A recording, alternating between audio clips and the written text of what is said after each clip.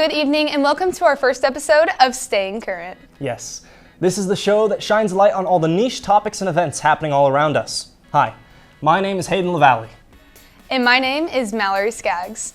With this week's episode, we're looking back on the tragic events that took place 24 years ago and how one day changed the lives of so many and strengthened communities across the nation. Here in Maryville, Northwest Missouri State hosts an annual 9/11 Stair Climb to honor the 343 firefighters, 71 law enforcement officers, 8 paramedics, 55 military personnel, and the overall number of nearly 3,000 Americans and international individuals who lost their lives that day. On the day of the Stair Climb, Mallory and I took to the field and got to witness the strength and unity of our community firsthand. And we found out what motivated them to show their support. Hi, I'm Hayden LaValle. We are here on Northwest Missouri State University's football field. We are here to memorialize September 11th of 2001. 24 years ago today, the Twin Towers were struck in a terrorist attack on our country. We are now here seeing people marching up and down steps to memorialize the firefighters and people who lost their lives. They're doing over 1,000 steps each in memory of those tragic lives that were lost. We're gonna ask a few of them some questions and see what they think about today. What does 9/11 mean to you specifically? At the time, I was working here at Northwest as a police officer. When it happened, we were unsure of what was actually going on and what our next steps were. So to me, it means just remembering the event, remembering the people who responded to the event, and remembering the people who lost their lives in the event. So this was our first big terrorist attack that we had experienced as a nation, and it was all broadcast live. And so that brings it home, knowing that were we safe? We didn't know at the time, but preparing and changing the world, honestly. What is so important about 9/11 to you? I think it's very important to remember the event that took place obviously on September 11th, 2001. Also honoring the sacrifice of all of the first responders and everybody that was there on the ground the day that it happened, and how it affected the United States as a whole for the next couple of decades, and how it affected my life and ultimately my decision to join the military. So.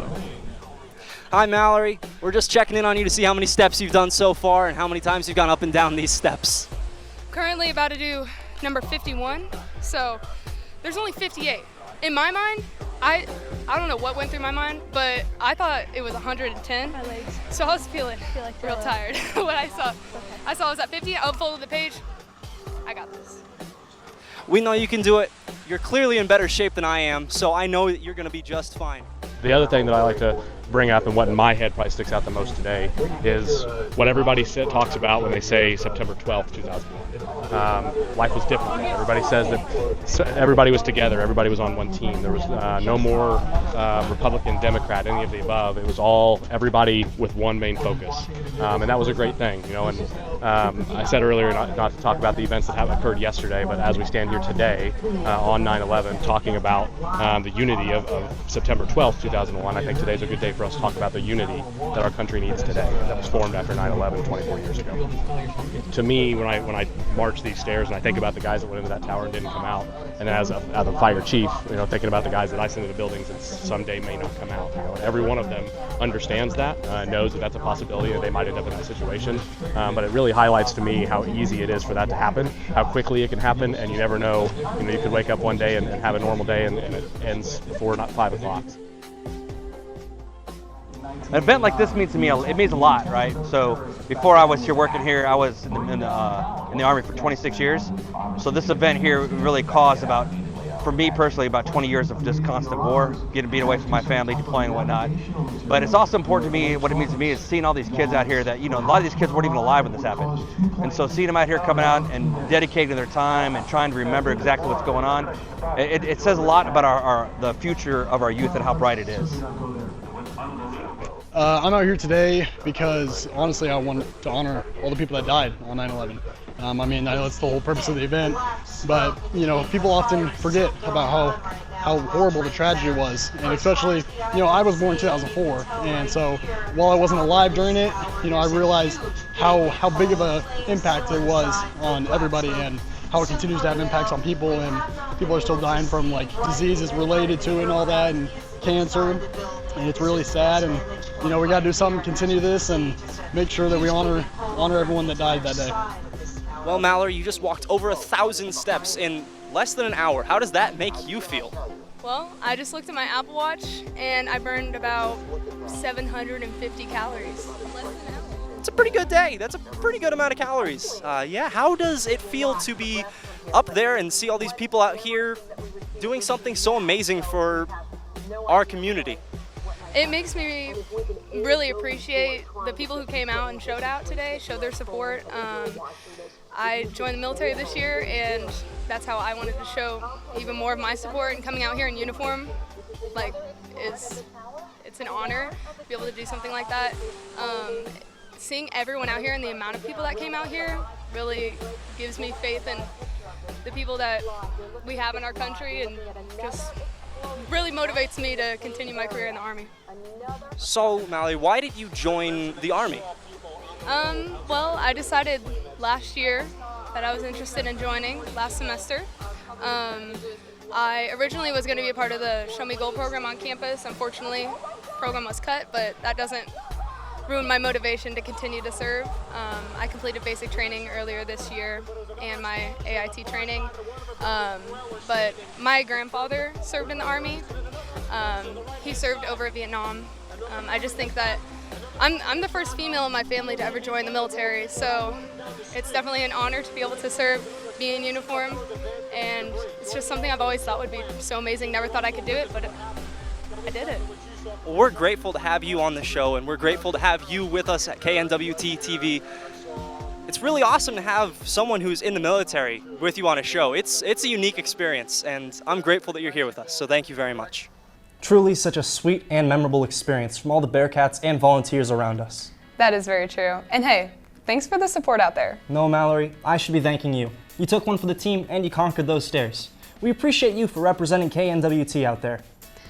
I mean, if you're still interested, you can throw on my weighted vest and the crew and I will cheer you on. You know what? I think I'm good. I think for now we got enough stuff on the field, and I think we should just move on to the next segment, so.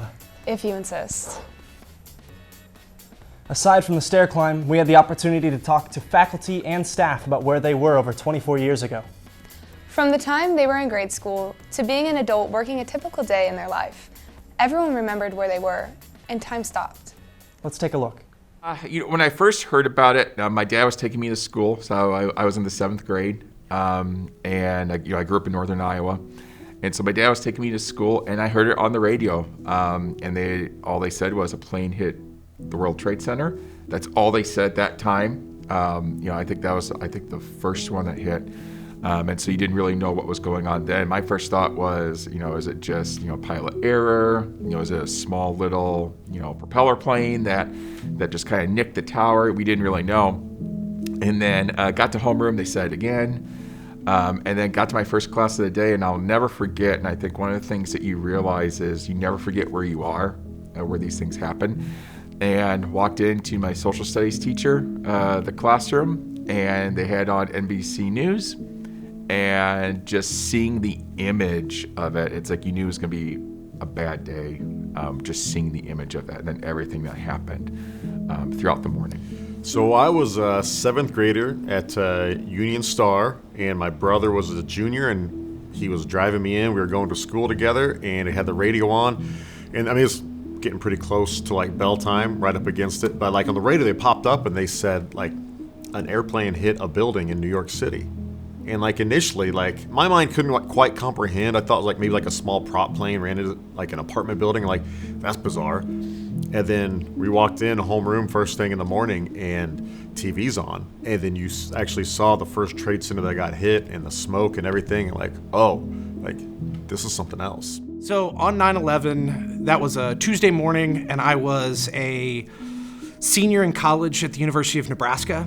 And so that morning I woke up and turned on the TV, and I believe I was watching MTV News, which had a whole news division at the time, and it was after the first plane had struck the World Trade Center, and as I was watching the second plane struck. And I knew that I still had to get ready for the day because I also only had classes on Tuesdays and Thursdays that year. And this was really before social media. And so there was really no way to cancel all of your classes. So all of my classes happened that day. And the very first one that we had was a university debate class that I was taking with my debate partner when we were ranked in the top 20 nationally. And we were trying to get the class to choose the resolution that we wanted to debate, that we were debating for the entire year, which was about how do we solve the problem of international terrorism. My son was 3 years old, so I had taken him to childcare, to daycare, and as I was driving back, I was listening to KXCV KRNW, and I heard about it, and then when I came into the station and as I walked past the window to the newsroom, I saw the second plane hit the second building, and it stopped me in my tracks. Well, I was at work. I was teaching at Truman State University then in Kirksville, and when the first word of the attack happened, I was actually in a school-wide faculty meeting with all the other faculty in the Department of Language and Literature at Truman. And the first account, I remember when the first account came out, all of us were just a little stunned and we're like, that can't be right. We're not really sure what's going on here. And as the meeting progressed, we were getting more and more reports about what was happening. And somebody said, you need to come to the basement of the student union. Our meeting was in the student union in a big meeting room there. You need to come to the basement of the student union. What's on TV now is not good. And so all of us went downstairs to watch TV, and we weren't certain what was going to happen next in terms of anything, globally, locally, regionally. And then we all got an email from the university president that said, go about your day as normal. We're going to hold classes and do our normal activities. This event does not impact us. And I remember all of us thinking, what do you mean this event does not impact us? As we got in, every hour you kind of go from music to math to PE on to science and so on. And so we were kind of hitting different teachers throughout the day. The class overall, it was just, we were in shock like everybody else. And we didn't fully, how's this happening? Why is this happening? It's not supposed to, Now, the other side of it, too, is, you go throughout your teachers, and sometimes they seem like robots, the lessons, and we're doing this, and this. We got you got to see the human side of our teachers, too, in those moments, who are anywhere from, upper 20s into their 50s. Everybody kind of came together, and it wasn't, I don't see there was anything wrong with the professionalism, but we got to see more of a human side of our teachers and school leaders in those moments too, to where they knew that if they tried to teach something to take us through, our minds were not going to be able to focus on the lesson that day. And so they were kind of all about having a group discussion and kind of going through those moments with us. Every class I can think of had it on. And so watching the towers fall, seeing the aftermath, and I think we all just kind of sat there in silence. And, a couple of my classmates, in the hallways were kind of joking about, oh, it's going to be this, it's going to be this. It's this is not a fun time. And so I think that was just kind of the way I approached it, was just knowing the seriousness of it, knowing the magnitude of it. My parents, it was JFK. My grandparents, it was Pearl Harbor. 9/11 is my generation's kind of marquee, major breaking news event.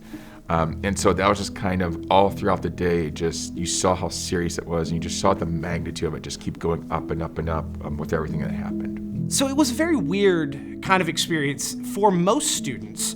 They weren't... Most students didn't really pay attention to the news. They weren't watching the news in the morning. They weren't watching the news in the evening. We did have a campus program where you could get daily newspapers, but most students only got the newspapers so they could do the crossword puzzle.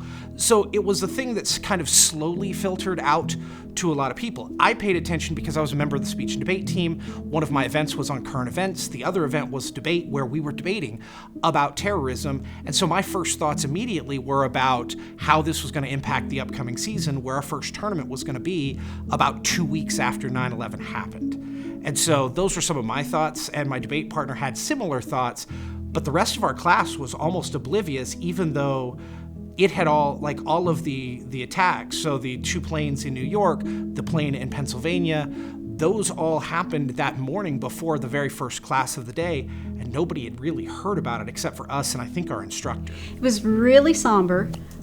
We did have TVs on, so we had probably CNN, and I don't know what the other network was that we had on. And the TV stations had video right away. I remember NPR did not go with it. They had some news items about planes hitting buildings in New York City, but they didn't have continuous coverage until a little bit later. And so nobody knew exactly what was going on, including the television hosts. So we were just all anxious. We didn't know, was the country under attack? Was this just some weird accident? What was going on? And then we heard about the Pentagon, and then we heard about the plane going down in the field in Pennsylvania too. And then people really started wondering what is happening. And then NPR finally came on with continuous coverage, and so we ran with that. You know, it was a very quiet, somber week on campus. I remember getting emails from multiple students who said they didn't feel like coming to class, and I said, I understand, I don't feel like teaching it. But I also remember when students were together, they were very quiet, they were worried, concerned. Prior to 9/11, the national anthem was really only reserved for the Super Bowl or the championship or maybe the All-Star game, but for the week-to-week, like football games, professional or college, basketball games, professional or college, any of these types of things, you might have somebody sing the national anthem, but the players weren't on the field, there weren't flyovers, there weren't the giant flags on the field. All of that stuff is a result of the patriotism that came about in the wake of 9/11. You know, just seeing Major League Baseball return to play and George Bush throwing out the first pitch in New York, and just everything that kind of went with it. Like, for as crazy as it is now and bad things happen in 2025, it feels like it kind of frays everything. In 2001, it brought everybody closer together in that moment. So you hate that it had something negative had to do that, but it really was something that kind of felt like it brought us all a little tighter. You had radio stations, and you had television stations, and you had cable news networks, and those were your only sources of information. So, usually they tried to correct any information that they had that was wrong, but we didn't have, just your next door neighbor saying something on social media and it getting misinterpreted some way. We didn't have that, and I think news was easier to cover at that time. In these, kind of unprecedented, types of breaking news things like with 9/11, or your generation, thinking about all the breaking news that you've seen in your generation, just kind of thinking about, how the media covers it and what the media covers, and just what people remember from that, because those are going to be kind of the big things for discussion points, like in classes, or just understanding like 9/11 was 24 years ago. And so it was before Facebook, it was before Twitter, it was before Instagram. And so thinking about how news is covered today versus then are always really good discussion points. Every news channel, every sports show has a ticker on the bottom. So in some respects, it also changed how we consume media. The internet was still relatively new. Most people still did not have any high-speed internet in their homes. It was all dial-up, so you didn't do much online at home. But it certainly, I think it accelerated online delivery of news in a way we weren't expecting as well. So it changed the entire media industry overnight in ways we never anticipated. Again, that was a time that it kind of unified a lot of people, and we weren't trying to point fingers necessarily at this person or that person or be divisive, but it brought us all together. So that's the main thing. Like, it's so easy right now to get mad at someone because something's not going our way, or we're going to blame them because, some radical person over here did something. Like, we need to stop finger pointing and try to come together for answers in a way to just love each other and be one as a country once again. And so it doesn't happen very often, but it did on that day. I think about, as a college professor and somebody who works on college campuses, the ways in which we talk about how we discuss the idea of what it means to be a good American. And so, especially in times like we see now, where there are debates about what should go on in the classroom, what things we should teach about, where the current administration has talked regularly about we need to teach young people to love America that much more. And one of the questions is, can we truly love America if we're also not allowed to question the bad things we've done in our past? And often we will instead use events like 9/11 as a justification to say we should never criticize the U.S. because think about the times that we have been attacked. People all over the country had unique experiences on this day, but they all remember exactly where they were. But for us, who were just born or not even a thought in our parents' minds, it's always fascinating to hear everyone's individual stories and be able to hear how life changed for everyone after September 11th, 2001. It's important to keep talking about this devastation, no matter who you are or how old you were. This is one of the last times that we've ever heard about how united America was, and how it can truly be if we all come together and unite, instead of pushing hatred onto one another. As we should never forget, take the time out of your own day to remind yourself what this historic event was. Ask your teachers, grandparents, peers, coworkers, parents, and even bosses where they were on that day. Because every story helps us honor the lives lost, the bravery shown, and the bounce back of America that we are still trying to recover today. Thank you for taking the time out of your day to watch this episode of Staying Current. In the comments below, let us know where you were that day, and be sure to click the notification bell to never miss an episode every Wednesday at noon. And a special thanks to everyone we talked to and everyone who helped, participated, and volunteered in getting this episode done. So, from the streets to the spotlight, this is Staying Current.